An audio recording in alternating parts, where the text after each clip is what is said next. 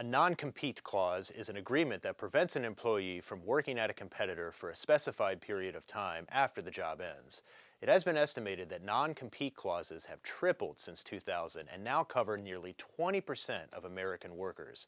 In this video, I'll discuss the purpose, legality, and labor market effects of non-compete clauses.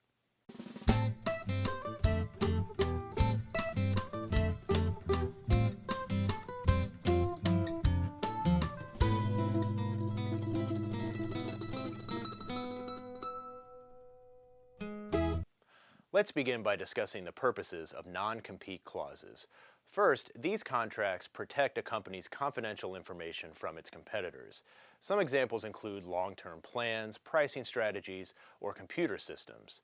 Second, employees who develop personal relationships with their customers, like hairdressers, can be asked to sign non-compete clauses to prevent them from taking their clients to another firm.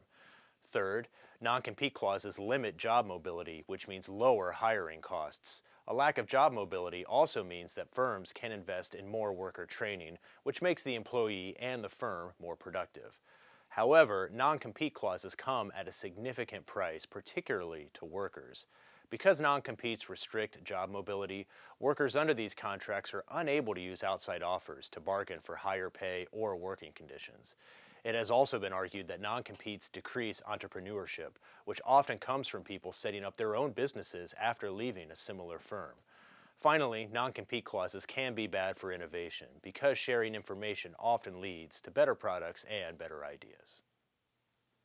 While there are valid reasons for non-compete clauses, the severe cost of these contracts on workers means that their use should be limited. But a recent study found that non-competes are anything but rare.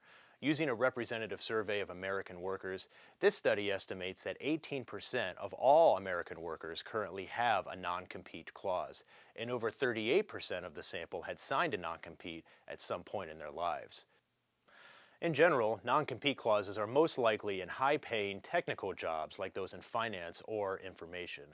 Nevertheless, non-compete clauses are still found in industries where employees are unlikely to possess trade secrets, such as agriculture or food service, where nearly 10% of workers have non-compete contracts. Non-compete clauses in low-paying jobs are probably a signal of employer bargaining power.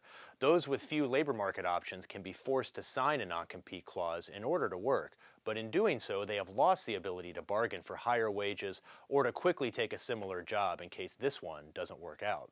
Furthermore, their limited resources means these employees are unlikely to fight a non-compete in court.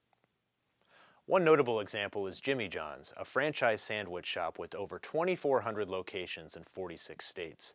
This company forced its employees to sign a non-compete clause that prevented them from taking a job with a competitor within 2 miles of any other Jimmy John's locations. These clauses lasted for 2 years and even applied to minimum wage workers. This practice ended in New York and Illinois in 2016 after settlements with each state's Attorney General's office. Currently, there are only 3 states that explicitly prohibit non-compete clauses: California, North Dakota, and Oklahoma.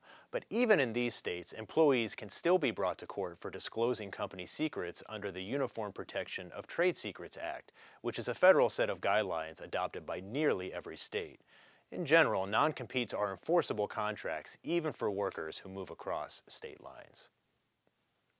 Though the evidence is limited, economic studies of non-compete clauses confirm that jobs with these contracts tend to have higher training but also lower wage growth. For most jobs, economists are skeptical of the need to protect confidential information with a non-compete clause. Alan Krueger, who was on the Council of Economic Advisors under President Obama, said that the current rate of American workers with non-compete clauses, quote, greatly exceeds any plausible estimate of the share of workers with access to trade secrets. But it is hard to draft a law that separates companies with a legitimate reason for mandatory non-compete contracts compared to a firm who uses it only to suppress wages. In general, the focus of justice departments should be on non-compete clauses in low-paying jobs because these are the workers who are unlikely to be able to defend themselves in court. Thanks for watching.